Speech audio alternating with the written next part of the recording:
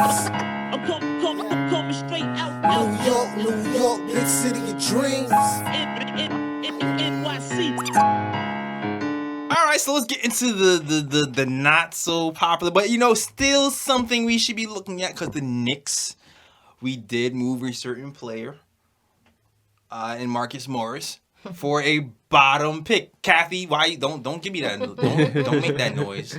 Kathy's mad that we traded. Marcus Morris. Matter of fact, she's still salty. They were getting at your boy. They were getting at your boy today too, though. Oh yeah, they was getting at your boy on Instagram. He was scoring 1 point, 0 for 9. Yeah, he had a rough day. Yeah, definitely had a rough day. We should have kept him. I mean, I don't think so. I think we did good. I mean, if the Knicks were better, then we should have kept them. But he needed to be traded. Yeah, because we could possibly get somebody that Jake is about to mention right now. So to start off in this little group of guards, I mentioned his name a little bit earlier. I wanted to talk about Kyrie Lewis because I think he could be a legit get. I don't understand how he isn't garnering any hype. He is playing in the SEC and has been playing really, really well, especially as of late. Point guard for Alabama, just an absolute speedster. I have him in the top 10, but ESPN has him, I think, at 31. Whoa, some outlets have him in the mid-20s. So, yeah, definitely a big difference between me and the mainstream consensus. Once again, I don't understand how they don't view him as at least a top 20 guy. I get I'm higher than most and have been since the start of the season. But I buy basically everything I'm about to tell you guys. So, have you guys seen any of Kyrie Lewis at all? No. I mean, Alabama's games are barely on TV. yeah. No, definitely not a basketball blue blood. Yeah. So, with Kyrie Lewis, I think he's playing on ball for Alabama right now, but I think he projects as a really productive combo at the next level. Nice. He is wicked fast, blur fast. I joke that I would love to see him run a 40-yard dash with a basketball because I think it would be faster than 80% of the dudes in the combine. Him with the basketball and an open floor. That Marcus Morris. Incredible. Yeah, and he's had some clips he's learning how to control his body, and he had a really nice Euro step the other day. Just really, really impressive stuff. That is that athleticism just translates. It's just that's a bankable trait that he's going to be able to blow by a ton of dudes at the next level. He's the definition of a transition point guard. Basically, what I mean by that is I don't know if I want him operating my offense in the half court a ton. If you look on Synergy, his percentiles in transition in the half court, he's much better in transition when he has that space to get downhill and go. He makes his passing is a little bit confusing, honestly. Interesting. Yeah. So he makes some really impressive whip passes. He'll fling it across the court off the live dribble with either hand, but then he'll miss some pretty not easy, but he'll miss some advanced interior reads that you would like him to make if you're projecting him to be your primary. But the counter is that he's a really impressive catch and shoot shooter. I buy it. I like his form a lot. I think his release is pretty fluid. He's shooting 43.4% on spot up no dribble jumpers, which is in the high 80s percentile. That sounds good. Again, you don't need to buy him as this primary point guard. I think you take him out there, you put him out there, you throw him, you play him with multiple ball handlers, and which we don't have. Let him go in the open floor, make a play, get downhill, and leverage his rim gravity to create for others. I don't need him to be this wicked passer like Hallie or Lamelo or any of those guys or Killian. You just kind of need him to leverage his own gravity and utilize those live drill passes, that live drill passing that he's shown multiple times. The concern with him, and it's gotten a lot better. The concern. Earlier in the season, he was struggling to get to the rim, finishing at the rim and getting fouled. He wasn't finishing at a high clip and he wasn't getting fouled at a high clip. A lot of that is just a tendency for him to take off a little bit too early. Okay. All right. You watch him. If you watch him, it just feels like he could take one more dribble, get all the way to the rim. He's so athletic. He can really explode. So he's athletic. So you would think that he gets all the way down there and he'll blow by. He'll blow by dudes so clean, but at not the college level. So if you think you can improve that finishing, which I think is definitely possible. So you think he has legit upside to be a really, really good scoring guard and overall, if he can finish, overall good combo guard at the next level. If he can finish. All right, so Legit top 10 prospect under the radar, Kathy. So For Morris, Kathy. so YouTube. When he finishes. Morris is 30. How much? 47. What? How old So, is Morris? When he finishes. I'm just saying. YouTube audience, you see the pettiness going on between these two right now, right? You see, I'm not getting involved in this pettiness right now. Pettiness is what gets us ratings, right? But Jake, I got a question to ask you though about this guy. So basically, to me, he sounds like kind of like Colin Sexton in a way, which was like the prior Alabama guard. Yeah. Okay. No, he can shoot. Well, I mean, would say Sexton's not a bad he's shooter though. He's all right. He's definitely a better passer. He's definitely a better passer than Colin. All and right. He's definitely more willing to pass than Colin. Willing. I'll say that about him.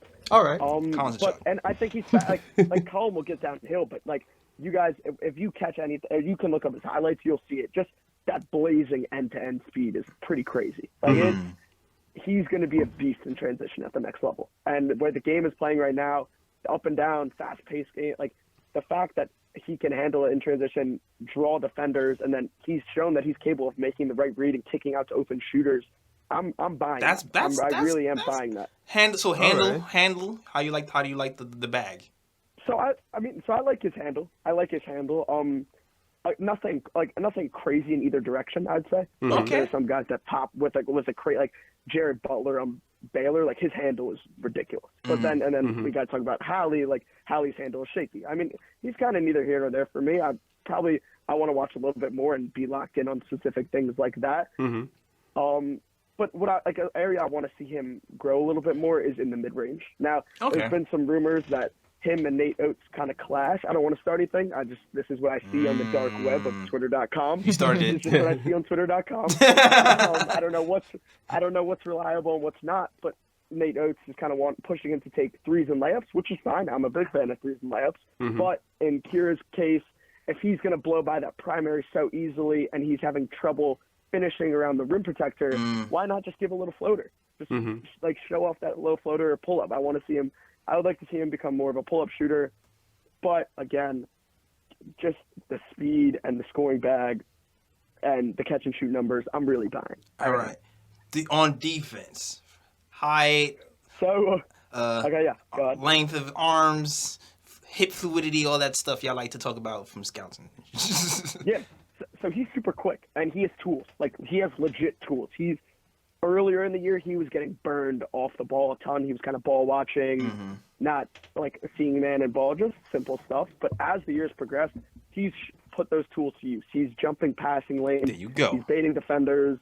He's quick. The dude is super quick. So again, like it's a ton of defense is a ton of tools, and he has the tools, I think, to be a viable defender on both guard spots with that just burst and quickness and the Positionless basketball. Yeah. When he finishes. All right. Height. I'm sorry. Height. I was gonna ask about like the metrics, like height and wingspan and things like that. I don't have a wingspan on him. I think I'm just gonna double check. I think he's about like 6'3". Okay. So not like ideal.